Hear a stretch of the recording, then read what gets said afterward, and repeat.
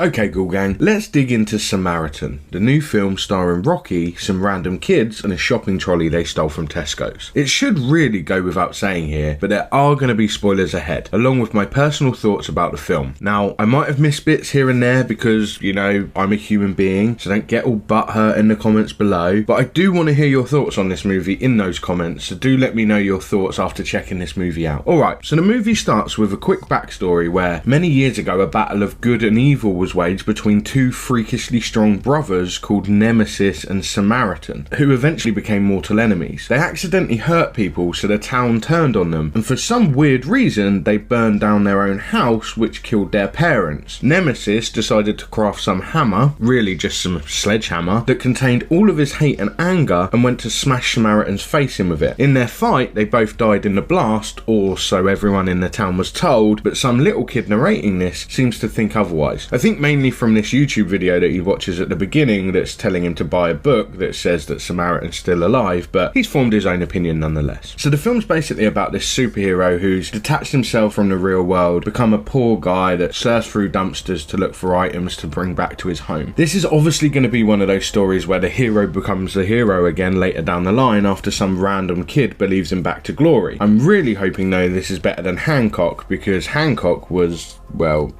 yeah. So anyway, we start with said kid taking the trash out in the pouring rain down the roughest alley of all time and deciding that this is the time to start spray painting and tagging up on a bin, which makes me already hate him a little bit for his already poor decision making. Never mind though, gives us a reason to be introduced to Samaritan, doesn't it? Who is dumpster diving now for a desk fan. He works at the dump and he salvages old crap there too. Turns out the kid salvaged shit as well and then try and sell it to some random scrap dealer that works there who Takeshi 69 seems to bully even though he's 2 foot tall. Turns out 6ix9ine's part of some little Suicide Squad gang though, and bring the little kid in by putting ketchup on his head and robbing some salt and vinegar McCoys from a local shop. This is where we meet Cyrus, the gang leader, and he carries around large amounts of money with him at all moments. He's got like $300 on him, so we know he's pretty big time. I'm guessing this guy is going to be Nemesis, and we'll find out, but he sure talks like a guy who might be Nemesis, you know, telling the kid that Nemesis is pretty much a god and really the good guy for beating people up who deserve to be beaten up. Turns out a hench version of J. Cole, Swole Cole, as I'll call him, is also in the little crew, and Cyrus dresses a bit like Machine Gun Kelly. Maybe this is just going to turn into Def Jam Vendetta later on. Fingers crossed, because that game slapped. The little kid starts getting beaten up, and Unbreakable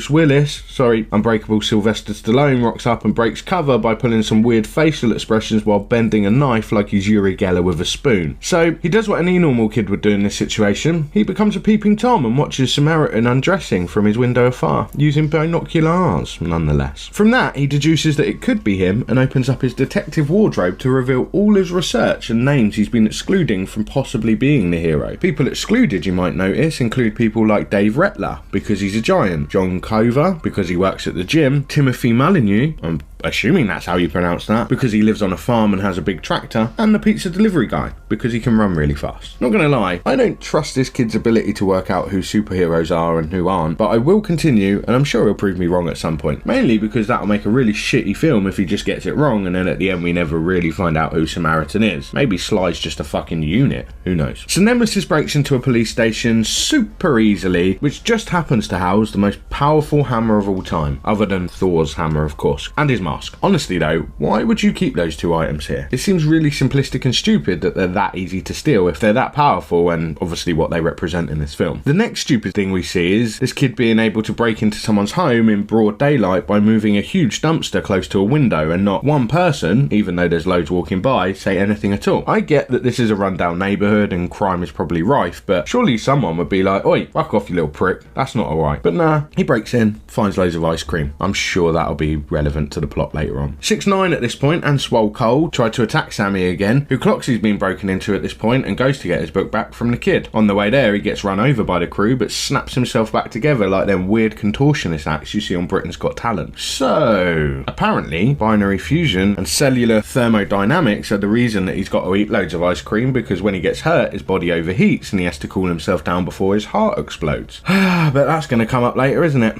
just saying. Turns out that guy is Nemesis, and he makes his grand entrance to about 25 people from the town, who all immediately love him, even though Nemesis was a dickhead before. He tells them to go multiple times. I'm not sure exactly where he wanted them to go, but they do all run off, while Samaritan is just in his bed suffering PTSD-induced dreams about his brother, while all these 25 people start robbing things. So there's a few times in the film the kid mentions his dad dying, and at one point he says his dad taught him to fight really well. I'm going to go out on a limb here. At this point, I thought this kid's dad is just going to be Nemesis. He's going to find out later, like Darth Vader did to Luke, but he's going to choose Samaritan to be his male influence. So I'm calling it now. Call me out in the comments later if I'm wrong. Fight me if you have to, but I do warn you, I am harder than Samaritan, so it's your funeral. By an hour in though, the city's descended into Gotham, and all we really need is Batman to return and kick Joker's face in. Nemesis is playing a cat and mouse chase trying to find Samaritan. They even go and shoot up his apartment, and they chase the boy and his mum up onto the roof. Effectively now, Nemesis is just trying to use the boy as bait so he can kill Samaritan. Honestly, this movie's been alright, but by this point I was kind of drifting. Nothing overly interesting has happened to keep me invested, but a load of pointless fluff is just padding it out until obviously we're going to move into the full fight at the end, which is going to come to fruition at some point. Turns out Samaritan has some mega bush trash lorry thing just in his big yellow storage, which he brings out and does the most comical angry face you'll ever see in your life. It's a bit of a waste of this trashmobile though, because he just yeets it through a wall like Connor driving over a curb almost immediately. Waste of his vehicle that he's been hiding. When he hits Nemesis's lair though, there's like 100 men and women, and maybe some non-binaries, I don't want to discriminate, and they've all got machine guns waiting, and whilst I do rate that Sly's doing his own fight scenes here, he's not the man he once was, and you can kind of just feel how slow and old he is. It's awesome that he's still at it, don't get me wrong, and I guess the story is that this guy's aged significantly since his glory days, but it did detract a little bit. And I called it earlier, we are in Def Jam Vendetta now, and we've got the cheering crowd in the background while they fight. There's a fucking phenomenal twist coming up, because it turns out he isn't Samaritan, he's Nemesis. He's the bad guy after all, and he gets his hammer back and just goes absolutely fucking mental, blowing the place up and just smashing everyone to pieces. I did not expect that twist, so fair play, and it was really good. From getting really bored with this film, I became super invested from this point onwards. And yes, my assumptions were totally wrong. You have the right now to obliterate me in the comments for that one. Go on, I know you're all secretly evil and want to do it anyway. Now, I did get slightly confused by this point, because if he's Nemesis and the other guy is Nemesis, who the fuck is Samaritan? And who the fuck is the second guy if he isn't really Nemesis? And if he's not really Nemesis, why was he super hard as well? Either way, they get into this huge fight and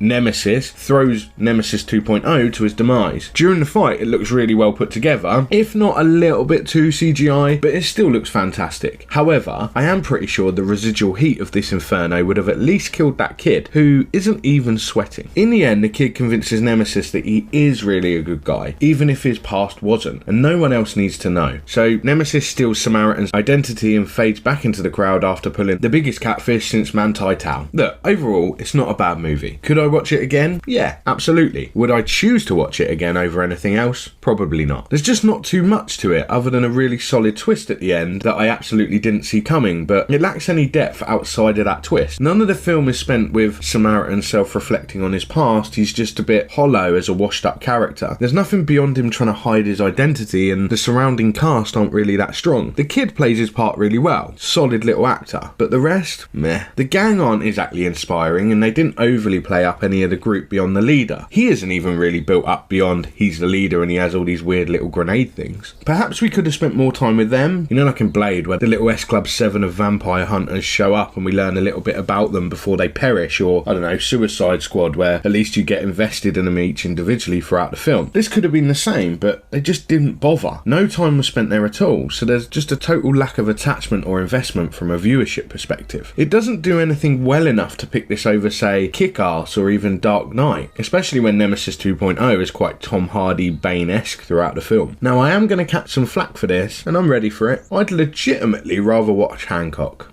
No, actually, I wouldn't. I heard myself saying that out loud. I wouldn't, sorry. But my point still stands. This could have actually been incredible, especially with the mega twist at the end and the last half hour of this film really ramping up the pace and action levels, but it wasted itself massively, which is actually just a real shame because the premise was really good. Ultimately, would I tell someone to go and watch this just to tick the box and say they've seen it? Yeah, I probably would, because it's just about okay-ish. But what do you lot reckon? Do you love it? Do you hate it? Do you get stuck a bit with it like I did? Let me know in the comments below, and until next time, I've been Stuart with Unleash the Ghoul, souls. Good night and sweet ghoulish little dreams, my friends.